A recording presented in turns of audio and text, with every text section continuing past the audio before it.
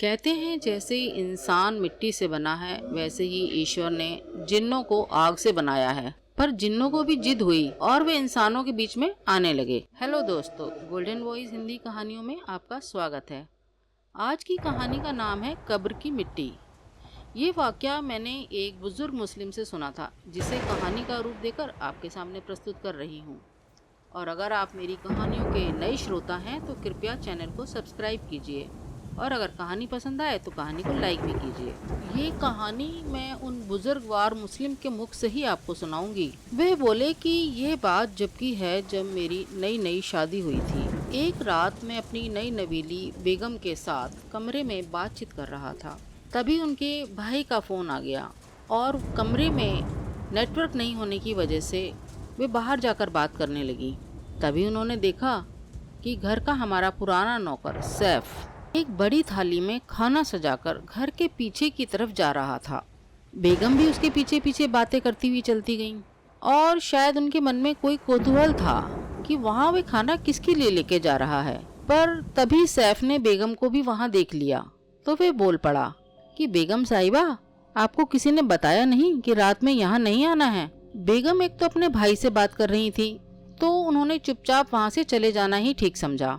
पर जब वो वापस कमरे में आई तो उन्होंने मुझसे पूछा कि घर के पीछे बनी कोठरी के बारे में।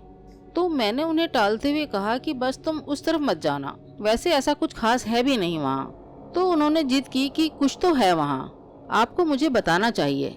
अब मैं भी इस परिवार का हिस्सा हूँ और तब मुझे मजबूर होकर उन्हें बताना पड़ा कि उस कोठरी में कोई काली शक्ति है जिसे हर अमावस के दिन भोग देना पड़ता है और ये वर्षों से चला आ रहा है। ये हमारे खानदान का हिस्सा है। घर की औरतें वहाँ नहीं जाती हैं और तुम्हें भी वहाँ कभी नहीं जाना है। बेगम उस वक्त तो चुप हो गई और सोने का भी वक्त हो गया था। मुझे सुबह कचहरी जाना था सो मैं सोने के लिए चला गया और कुछ गहरी नींद में चला गया क्योंकि कुछ मुकदमे ऐसे चल रहे थे जो दिमाग से नहीं निकल रहे थे। तभी बेगम चुपचाप सैफ के कमरे की तरफ चली, जो रसोई के पास एक छोटा सा कमरा था जहाँ सैफ रहा करता था। वो उसके कमरे में दरवाजा ठेलकर दाखिल हो गईं और कोठरी की चाबी जो एक कील पर लटकी थी उतार ली और चुपचाप बिना आवाज किए वे बाहर आ गईं और कोठरी की तरफ बढ़ गई। उस कोठरी का दरवाजा अपने आप खड़क रहा था, जैसे कोई अंदर से खड़का रहा हो या शायद हवा से हिल रहा था। तभी सैफ की नींद किसी खड़ की आवाज के साथ खुल गई और उसने लाइट जलाकर कील पर नजर मारी तो उसके होश उड़ गए। वहाँ चाबी नदारद थी। तब वे बाहर भागा और कोठरी की तरफ गया। वहाँ उसने देखा कि बेगम ताला खोलकर कोठरी के अंदर घुस चुकी थी। वहाँ पूरा अंधेरा था, सिर्फ एक छोटा सा दीपक जल रहा था जिसकी रोशनी वहाँ फैली हुई थी और सामने वही थाली रखी थी जिसमें खाना भरकर सैफ वहाँ ले गया था। अब वे बिल्कुल खाली थी। बेगम साहिबा की उम्र उस वक्त 20 वर्ष की रही होगी। पहले उसे वे कोठरी खाली दिखी पर फिर वहाँ उन्हें किसी के होने का एहसास भी होने लगा क्योंकि बिना हवा के भी हवाएं चल रही थी जो उनके शरीर को सिहरा रही थी। सैफ दौड़ता हुआ कोठरी के दरवाजे पर पहुंचा तो उसने देखा कि दरवाजा आधा खुला हुआ था। उसकी सांसें जैसे रुकने लगीं, पर उसे अपनी जिम्मेवारी का एहसास था और ये एहसास होते ही वो आगे बढ़ा। उसने बेगम को अंदर खड़ा पाया तो वे कुछ गुस्से और कुछ डर के स्वर में चीखा, बेगम साहिबा बाहर आइए। और जैसे ही रूमा यानी मेरी बेगम बाहर निकलने को मुड़ी तो वो छोटा सा दीपक अपने आप बुझ गया और कोठरी का दरवाजा भी अपने आप ही बंद हो गया। अब सैफ ने गुजारिश की रहम की भीख मांगनी शुरू करी उस जिन्नात से, जिसे मैंने रूमा को सिर्फ एक साया कहकर टाल दिया था। सैफ गिड़गिड़ाया, रूमा बेगम अभी बच्ची हैं, उन्हें कुछ मालूम नहीं है, उन्हें छोड़ दो। पर दरवाजा नहीं खुला। तब सैफ चिल्लाता हुआ बाहर को भागा। उसकी आवाज सुनकर मैं और अम्मी जाग गए और दौड़ते हुए बाहर आए। सैफ ने रोते हुए और अपना सर पीटते हुए हमें सब कुछ बताया। अब कोठरी का दरवाजा आधा खुला था, पर जब हम तीनों अंदर दाखिल हुए तो वहाँ पर रूना नहीं थी और कोई और भी नहीं था। पूरे घर को हमने छान मारा पर रूना कहीं नहीं मिली। तब मजबूर होकर हमें पास की बड़ी मस्जिद के मौलवी जी को बुलाना पड़ा। जब उन्होंने उस कोठरी का मुआवना किया तो उन्हें एक अजीब गंध का एहसास हुआ और वहाँ कुछ गीली मिट्टी भी पड़ी मिली। वो तभी समझ गए जिन्नात रूमा को अपने साथ कब्रिस्तान ले गया है, हमेशा के लिए अपनी दुनिया में ले जाने के लिए। हम सब पास के कब्रिस्तान में भागे। मन में अल्लाह से प्रार्थना चल रही थी। काफी अंदर जाने के बाद रूमा एक कब्र पर पड़ी मिली। मौलवी जी ने पड़ा हुआ पानी रूना पर फेंका तो उसे होश आ गया और वो डरकर हमारे साथ चल पड़ी। आकर जब मौलवी जी ने पूरे घर को पड़े हुए जल से और कीलें ठोक कर सुरक्षित कर दिया, मौलवी जी बोले कि जिन्नात रूमा पर फिदा है, वो उसे अपनी दुनिया में ले जाना चाहता है। ध्यान रखना कि रूमा जब तक मैं कोई और पक्का इंतजाम ना कर दूं, इस कीली जगह से बाहर ना जाए।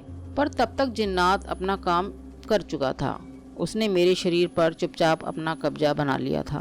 अब रोज रात को रूमा के साथ मैं नहीं, वो ही होता था, पर शरीर मेरा होता था। अगले दिन जब अम्मी नमाज पढ़कर दुआ का पानी पड़ा हुआ रूमा को पिलाने के लिए आई, तो उन्होंने वो पानी मुझे भी दिया, जिसे क्रोध में आकर उस जिन्नात ने फेंक दिया। अम्मी बहुत परेशान हो उठी और तभी रूमा ने अम्मी को बताया कि रात को मैं उसके साथ बड़ी ही गलत तरीके से पेश आता हूँ। और अम्मी ने देखा कि हमारे बिस्तर पर वही बदबूदार गीली मिट्टी बिखरी हुई थी। तभी मैं, जो अपने होश में नहीं था, ने अम्मी को धक्का देकर घर से बाहर निकाल दिया।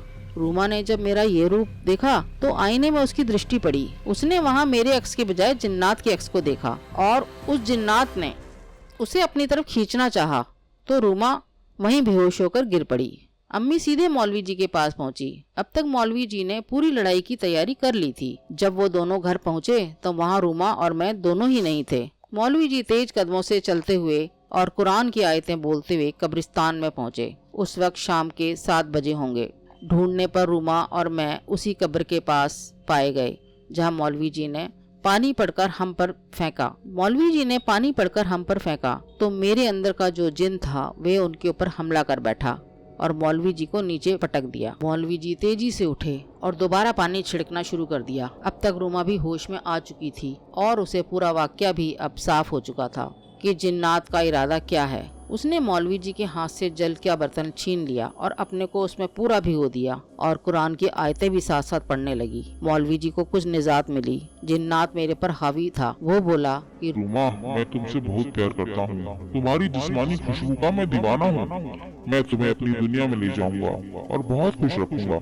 और तभी मौलवी जी ने कुरान की आयतें तेज आवाज में पढ़नी शुरू कर दी और अल्लाह के रहम से रूमा बेगम और अम्मी ने भी उनके साथ आयतें पढ़नी शुरू कर दी।